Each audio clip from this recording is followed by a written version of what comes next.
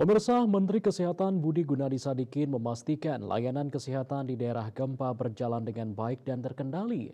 Hal itu disampaikan Menkes saat meninjau langsung kesiapan rumah sakit di Cianjur. Menkes meminta tenaga kesehatan fokus pada penanganan pasien dengan luka berat agar jangan sampai meninggal dan pasien yang mengalami luka ringan sehingga cepat sembuh.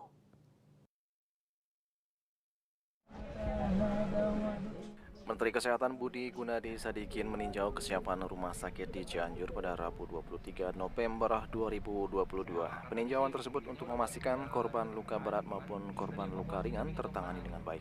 Menkes meminta kepada tenaga kesehatan untuk fokus dalam memberikan penanganan khususnya kepada korban yang mengalami luka berat agar jangan sampai meninggal dan orang yang sakit luka ringan cepat sembuh.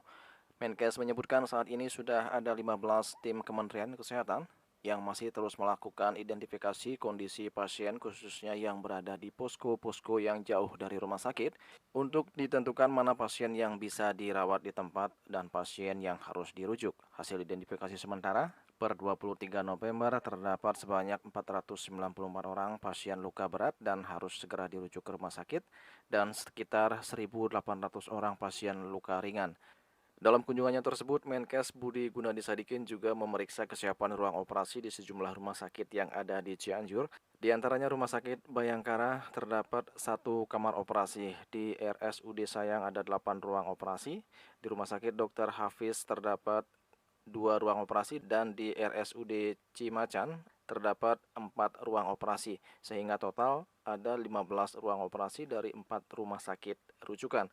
Semua fasilitas tersebut menurut Menkes bisa digunakan, namun perlu sedikit perbaikan. Sementara itu, terkait ketersediaan obat-obatan, Menkes memastikan aman dan tidak ada masalah.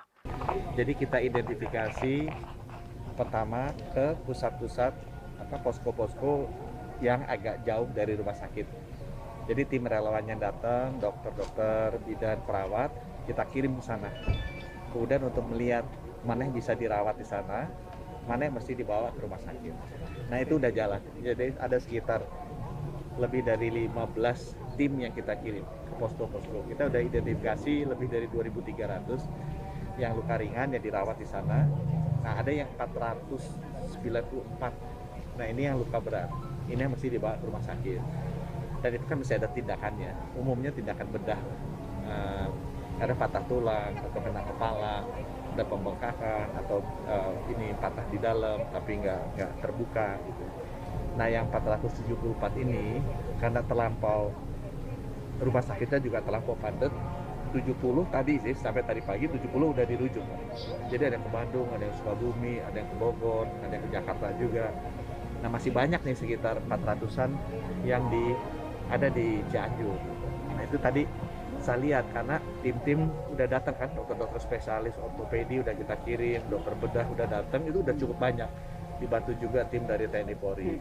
Nah sekarang yang kurang adalah tempat operasinya, karena ini mesti dioperasi. Dan saya minta operasinya cepet deh, kalau bisa 3 hari selesai. Dan kebetulan karena logistiknya kan udah jalan, jadi semua obat-obatan, pen-pen itu paling banyak dibutuhkan, pin-pin ya kalau mau patah itu bisa jadi. Itu sih. Kalau kita fokusnya di orang yang sakit ini biar cepat sehat. Dari Jakarta, Juli Suwarte dan Ketut Sumadiasa melaporkan.